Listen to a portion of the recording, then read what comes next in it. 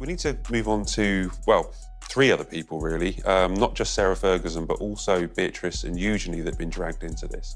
This is the story of how Sarah Ferguson, the former Duchess of York, ended up so far in debt that she couldn't pay the people who worked for her for almost 2 decades. The person she asked for help was convicted sex offender Jeffrey Epstein, and newly released documents show she wasn't only stressed about money. According to emails between Epstein and one of Prince Andrew's closest aides, Ferguson was terrified of her former personal assistant because, after 18 years of service, he likely knew some damaging secrets. Discussed on the show in the past as to whether they should be infected by what's happening to their parents, and whether the royal family have basically kept their titles and given them a warm embrace to stop them being dragged into it. But they've been dragged into it massively with these. Ferguson married Prince Andrew on July 23, 1986 at Westminster Abbey, and for a while she became one of the most famous women in the world. But behind the shine, she developed what would later be known as a shocking inability to handle money. Royal biographer Andrew Lowy spent 4 years researching his book called The Rise and Fall of the House of York, and what he discovered about her spending habits was unbelievable. Her former lover and financial advisor, John Bryan, claimed that Ferguson's estimated yearly spending hit £860,000, with $300,000 going to staff, $150,000 on gifts, $50,000 on flowers alone, and $100,000 on clothes. $25,000 of that clothing budget disappeared in a single 1-hour shopping trip at Bloomingdale's. Former Duchess of York Sarah Ferguson has been labelled desperate and a degenerate in the latest installment of the Epstein files, with emails between her and Jeffrey Epstein. The couple split in 1992 and divorced in 1996, but the spending didn't slow down. She was £37 million in debt by late 2010. Ferguson's financial position had gotten so bad that she needed bank approval just to write checks. The people who suffered most from this mess were her own staff. Johnny O'Sullivan worked as Ferguson's personal assistant for nearly 18 years when her finances fell apart.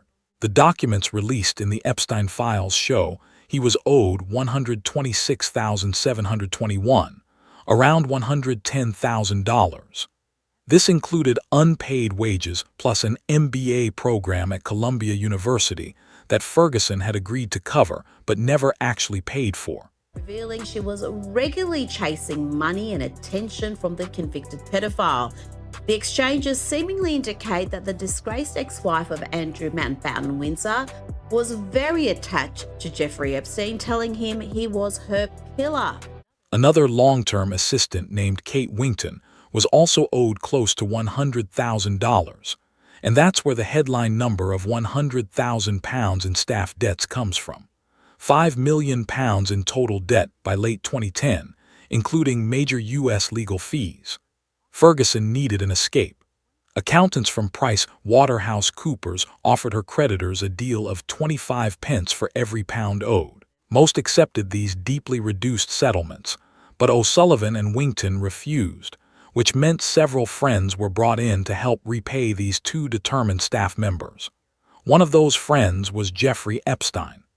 She also wrote, "I am at your service, just marry me, and this, when are you going to employ me? Also, and phew, you still love me."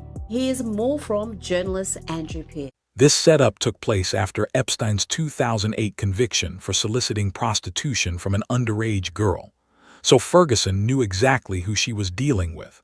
On July 7, 2011, O'Sullivan received a formal settlement offer of only $31,680, almost $100,000 less than what he was truly owed.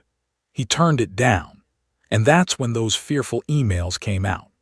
On November 27, 2010, David Stern, one of Prince Andrew's close aides, sent along an unflattering newspaper article about Ferguson. Sarah Ferguson was taking her daughters, or offering to take her daughters, aged 19 and 17, to have lunch with a paedophile. You could not make up what self-respecting mother, let alone Sarah Ferguson, would think that was an appropriate way to behave. The documents released by the U.S. Department of Justice on January 30, 2026, more than 3 million pages in total, show Epstein's cold response asking, "Who talks?" Stern replied that the details in the article seemed very accurate, and Epstein wrote back saying that Ferguson had called him the day before, going on about Johnny blah blah. Here's where it gets serious. Stern's reply read, "She is terrified about Johnny. He must know some dirty stuff." After 18 years as Ferguson's personal assistant, O'Sullivan had personal knowledge of her affairs. Every meeting, every phone call, every financial decision.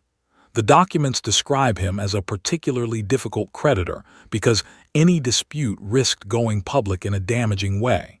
This unpaid debt pushed Prince Andrew himself to seek Epstein's help. And on December 5, 2010, while still serving as a UK trade envoy, Andrew was photographed walking alongside Epstein through Central Park in Manhattan. Let's have a look at a few more emails Fergie sent Epstein, a convicted pedophile at this point. She wrote, "I have never been more touched by a friend's kindness than your compliment to me in front of my girl." The issue was finally settled on February 28, 2011, when Epstein confirmed in an email to Prince Andrew that O'Sullivan had agreed to accept $60,000 instead of $126,000 he was truly owed, less than half. Epstein's email exposed his real attitude, calling O'Sullivan a little S-word and worrying that any payment from him would look like a payoff if it ever reached the press. When the Epstein link became public in March 2011, Ferguson released an apology saying she deeply regretted that Jeffrey Epstein became involved in any way with her, adding that she hated pedophilia and any sexual abuse of children, calling it a huge error of judgment. But only weeks later, she privately wrote to Epstein apologizing to him and calling him a loyal, generous, and outstanding friend, claiming she had only made those public comments to protect her career as a children's author. And this? You are a legend. I really don't have the words to describe my love, gratitude for your generosity and kindness. And this one, not sure yet, just waiting for Eugenie to come back from a shagging weekend.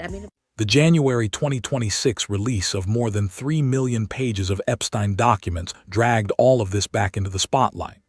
7 charities, including Julia's House Children's Hospice, the Teenage Cancer Trust, and the British Heart Foundation, dropped Ferguson as patron. On February 3, 2026, Ferguson's own charity, Sarah's Trust, announced it would shut down for the foreseeable future. Royal expert Jenny Bond summed it up clearly. "I've always believed her downfall was her hopeless grip on money combined with her desire to have more and more of it. She allowed her debts to spiral on a level few of us would understand." No, and it's all about the timing with these correspondence between the two of them, Rita. I think you can divide all the people involved or named in the Epstein files into 2 categories. Those who cut off contact with him after he was convicted and sent to jail in 2008 for child sex offences. What's left is a former duchess who couldn't pay the people closest to her, staff members who worked for nearly 2 decades without receiving what they were owed, and a convicted sex offender brought in to clean up the damage. The $100,000 owed to staff was only the tip of a £5 million iceberg. Johnny O'Sullivan, the man Ferguson was so terrified of, eventually walked away with less than half of what he was owed after 18 years of service. Thanks for watching, and if you found this informative, consider subscribing.